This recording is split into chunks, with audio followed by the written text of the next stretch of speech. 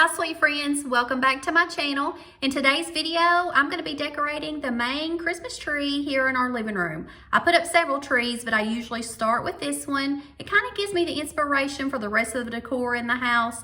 So if you're ready for some Christmas tree decorating motivation, you're in the right spot. Grab your favorite drink and let's decorate together. If you are wanting a full magical designer look this year for your Christmas tree without that designer price tag, this 10-minute video is exactly for you.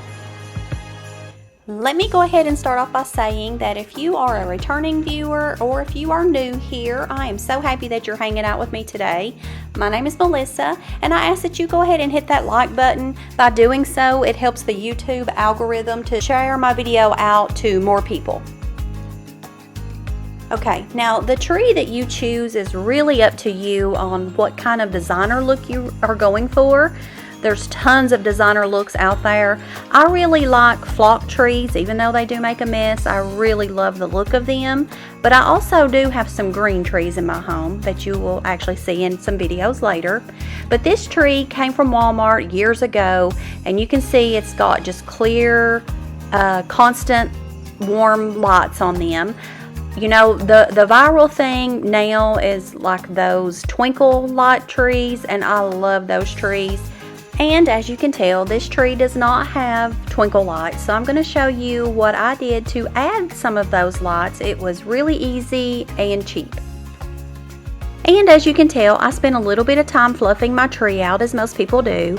Here's a little tip that I do. It helps me, and I'm not really sure why, but this helps. I fluff each section as I put it up. So like you saw me fluffing the bottom section, then I put the middle section, and then I fluffed it, and then of course the top. And here's the shape of the tree once I have it all fluffed out. But of course, you know, once you're adding your decorations, you'll start to move things around and fluff. Okay friends, here are the lights that I purchased to add some twinkle to my tree. I purchased these on Amazon. They come in the cool white, multicolor, warm white. These Christmas tree lights are specially designed according to the shape of the Christmas tree.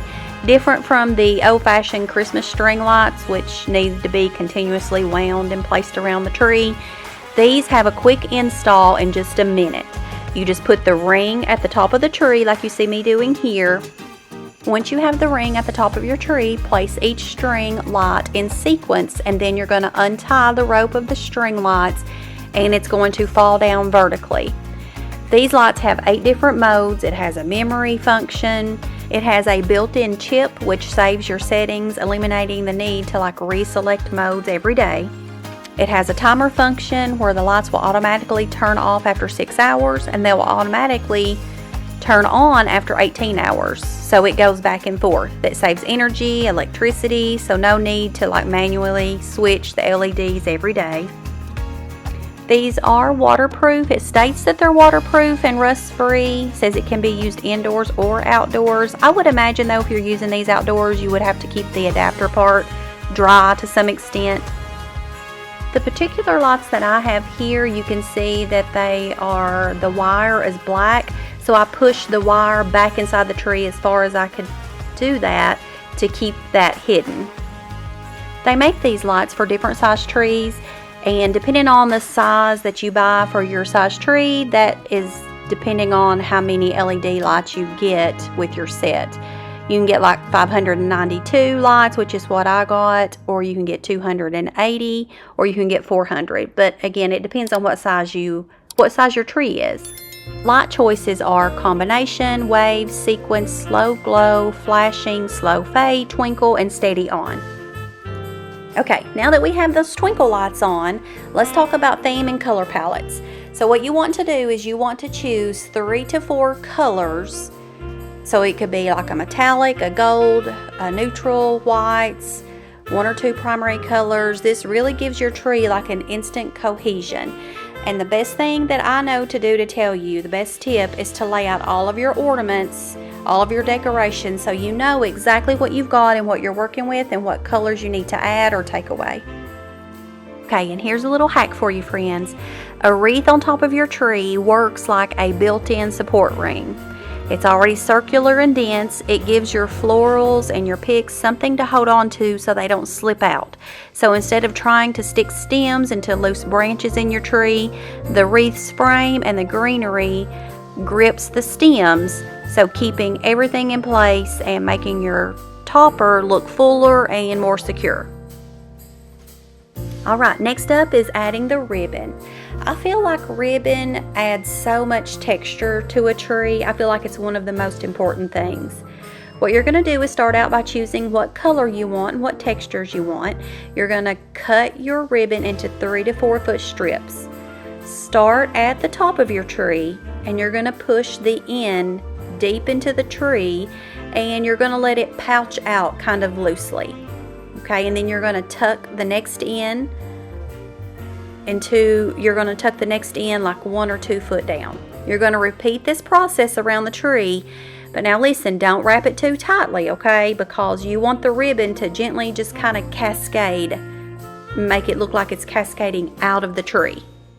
Okay, you can also layer 2 different types of ribbon, which is what I did here.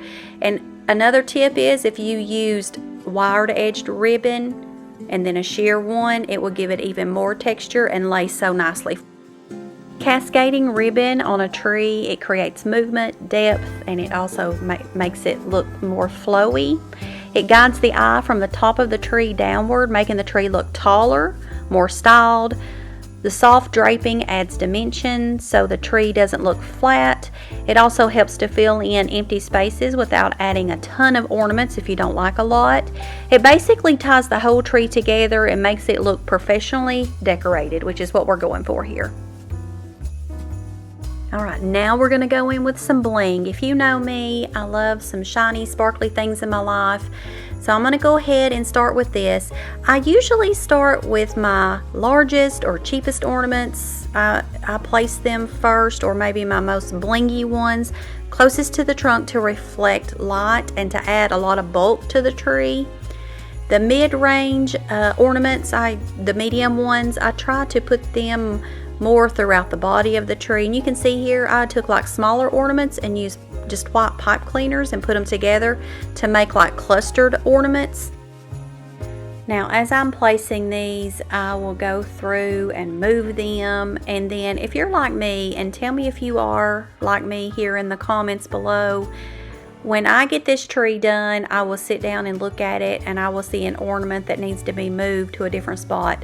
And to be honest with you, I'm usually moving things around on this tree almost until the day I take it back down, because every time I see it from a different view, it makes me see something that I need to move or need to add. Tell me if you're like that below. You also want to hang your specialty or your expensive or sentimental ornaments right on the outer tips where they can be clearly seen. And a good rule of thumb here is to always make sure that you use like a good mix of like matte, shiny, and glittery ornaments. Alright, next up I'm going to go in with some berry picks here. This is a pro secret. So most of the time in these big designer trees, you're going to see these sprays and these picks being used throughout the tree. Usually they're glittery branches, or like I said, are berries strategically placed to fill in gaps. You're going to push the stem deep into the tree so only the decorative tip is visible, and that kind of mimics how flowers are arranged. Place them at varying depths, some deep, some right at the tip, just to add another layer of dimension. And then here you're going to see me finishing up. I just use, instead of using a tree collar, which I do love, I have some Christmas throws that I love to use just around my tree at the bottom as a tree skirt, and I just think it is perfect.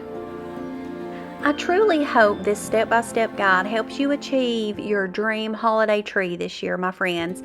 Now, I want to hear from you, so drop a comment below and tell me what theme did you use for your tree this year, or tell me what your favorite part of the video was. And I also love to see all of your ideas, so post a picture below of your tree.